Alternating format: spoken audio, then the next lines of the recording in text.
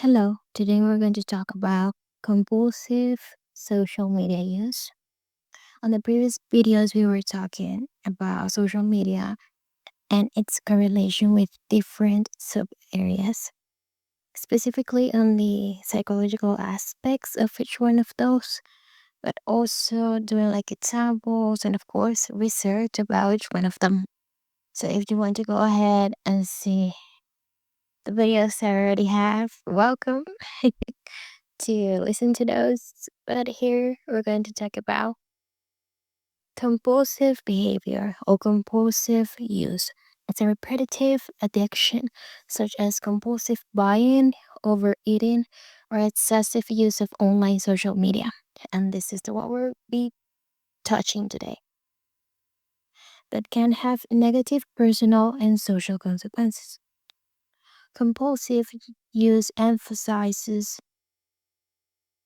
the abnormal behavior of individuals who are unable to rationally control or regulate their daily performance. In social media research, compulsive use is often associated with internet addiction disorder. That would be IAD. And this demonstrates that compulsive behavior is an addictive process in which vulnerable individuals seek escape from stress and anxiety and engage in frequent recreational and leisure activities. And I want to emphasize on leisure. Social media is there as a way for us to share things about ourselves, different moments, posting about sunsets, and of course, connecting with other people related to the hobbies that we already have. As its title, social media. It's just a way to just connect with other people in different ways. But that's why we often connect social media use with leisure because it just started like that in order for us to share what we want, what we like, and to find different people who likes and do the things that we tend to do. Despite intentional efforts to discourage or reduce compulsive behavior, it tends to persist after many, many years. Well, social media addiction often leads to wasted time, reduced social connections, lower work and school performance, loss of control, and withdrawal syndrome. Compulsive use is primarily explored within a range of unhealthy physiological behaviors, including smoking or alcohol abuse, gaming addiction, and a specific social media overuse. We have some Maha and Jiawei in 2016. They believe that smartphone addiction has a negative impact on mental health and well-being, as you might already know, and users with higher addiction risks experience higher perceived stress, which in turn reduces life satisfaction and academic performance. We have this withdrawal syndrome that can lead to having this leisure time or activity named social media use on our free time as something that could lead to just prioritize this virtual interaction and put it as the main topic or main hobby in our lives. Social media is no longer a leisure activity. Social media nowadays is a hobby. We tend to put so much time and even effort if you actually create content on this side or platforms. And what I say in creating content is sharing. Being part of this virtual network also tends to lead you to share and to be part of the media machine. And with that being said, this withdrawal syndrome can be activated for you to spend more time sharing and seeing what other people are doing outside social media, in social media, instead of doing those things in real life outside the social media platform that you use.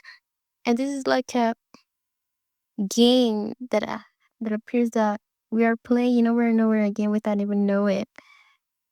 And it's so curious because we tend to get entertained seeing or watching other people doing things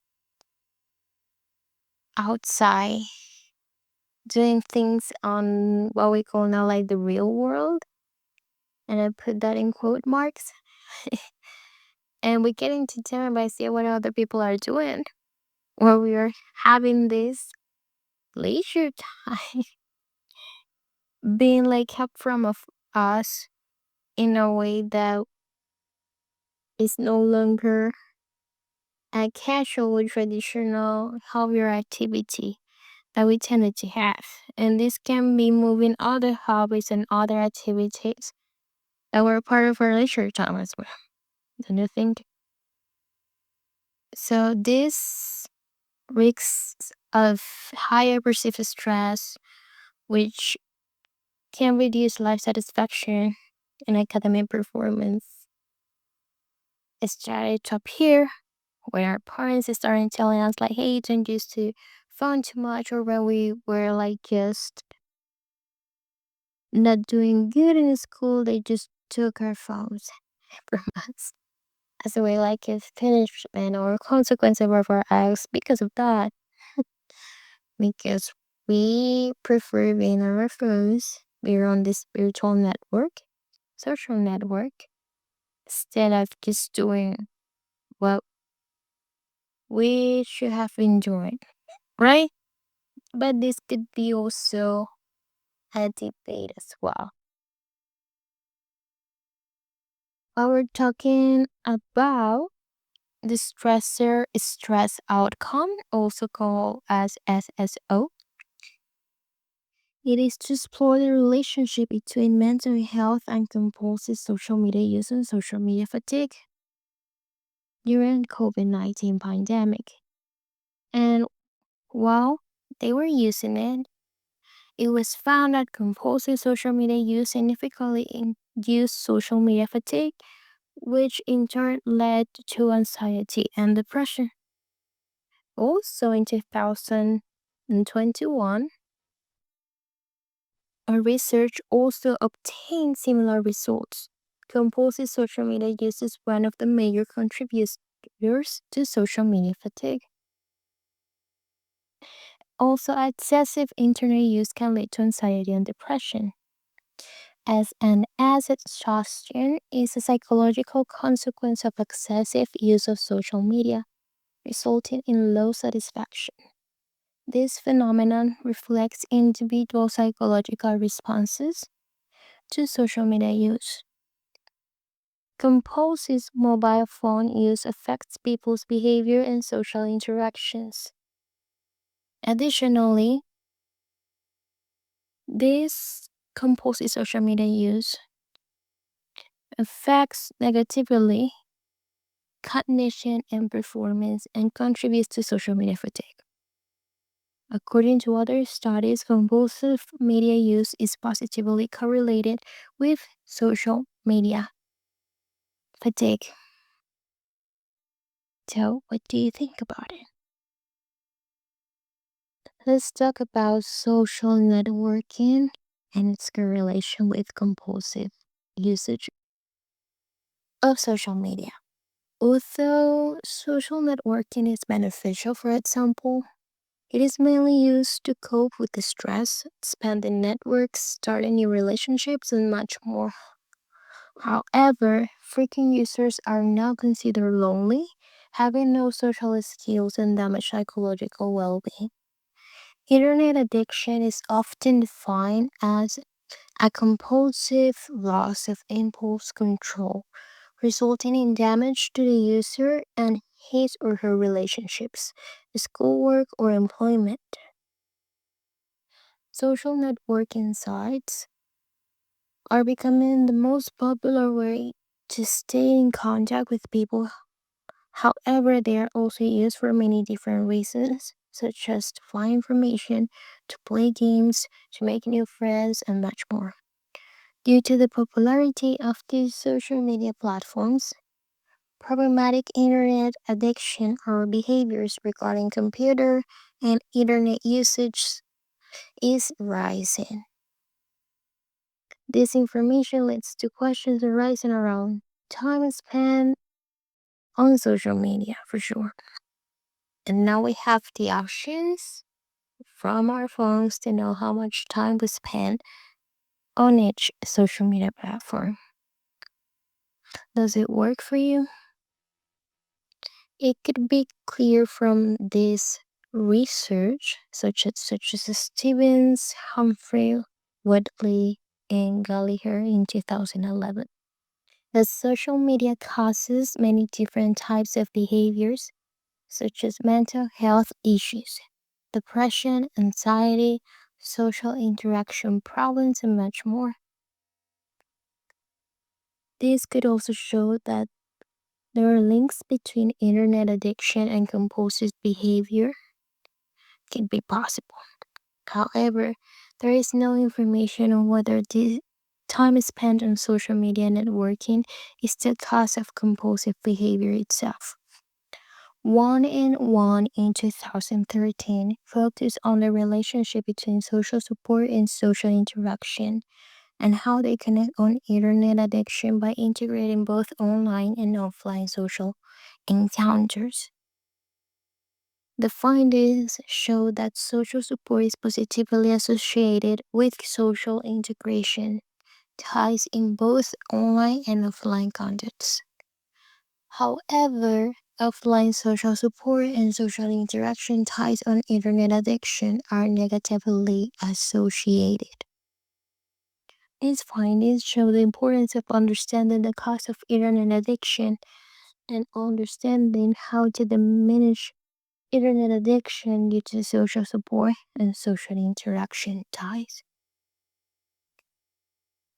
Internet addiction can be also carried out on a study of internet dependence among undergrad students. And in this research, it was discovered that 11.6% found themselves staying online longer than they intended to, and 13.2% found to get complaints from their family member for constantly being on social media, and this was in 2014. This research shows that internet addiction is a common problem among young students. And of course, you also can recall other groups of people between workers, family members, parents, and others. Overall, these studies mention show that internet addiction is very common among young people, and the internet use can also be positive as it builds social integration online and offline. Although there are benefits of using the internet that can also be linked to negative effects, such as damaging people's physiological well being, as we mentioned in the past, in order to recall it.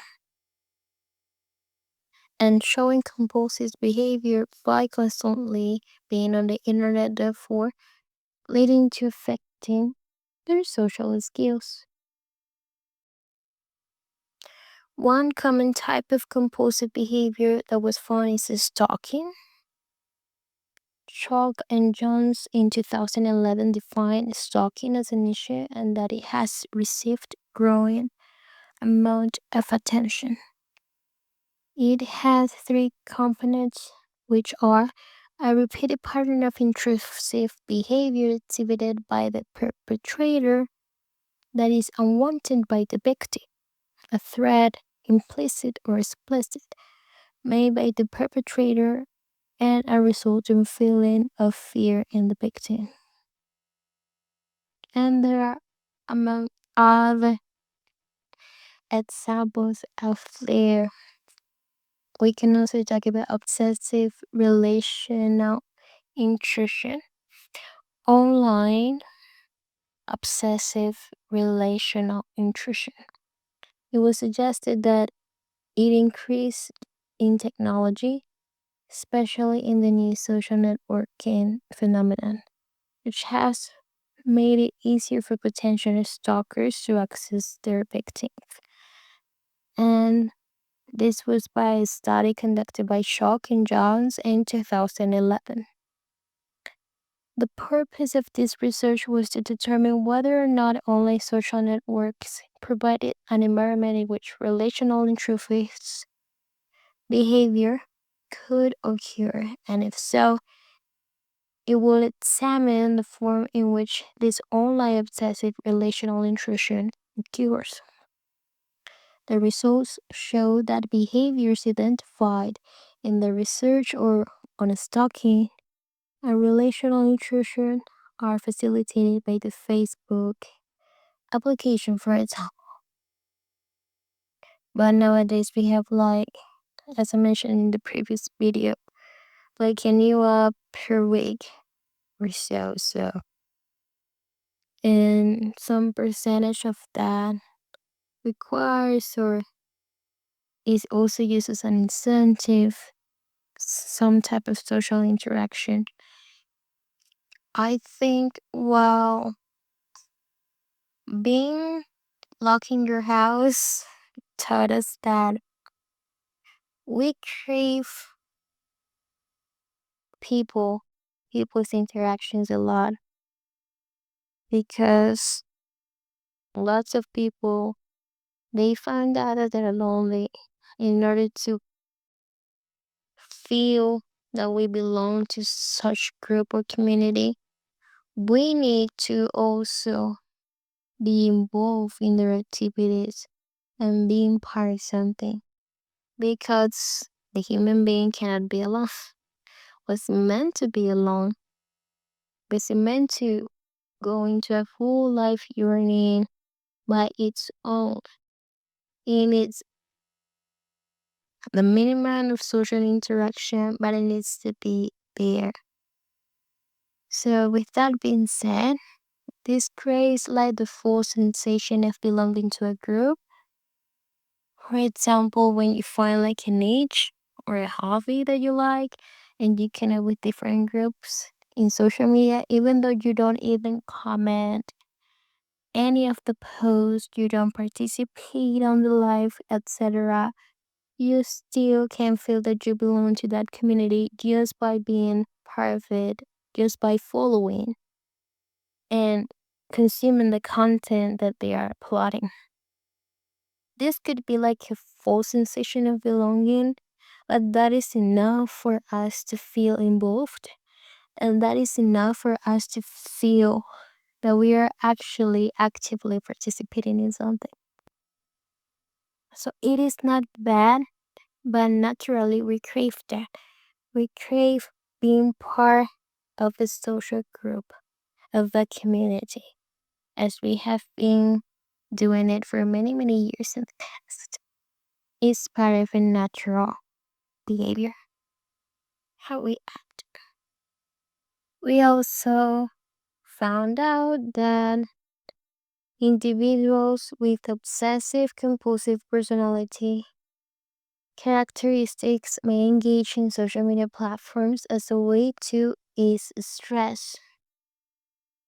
We can find also the similarity as a way to escape certain symptoms that we have, as a way for us to ease some eager that can surpass our auto control and our own personal limits. And this is understandable because it's not only loneliness, it's about having a tool that has an enormous amount of incentive, of volume of content, of interactions that could easily cause us to get lost and distracted in a amount of brief minutes. And this is really powerful. And the companies that run these platforms, they know that. That's why they just bombard us to with different type of content on the same page. And if we scroll down one next to the other, and as I mentioned in some previous videos, that every content, every post that shows us on our first main page constantly isn't correlated one next to the other in a time frame of 1 hour, 1 hour and a half. It could be more or less in some cases. They tell us that we can trade the algorithm, but also the people that rule the algorithm have personal interested, corporate interested that need us to be engaged, and to lose focus and time. How do you lose focus and times? And when you discover new things that you might perceive as interesting, and how do you create that feeling or sensation of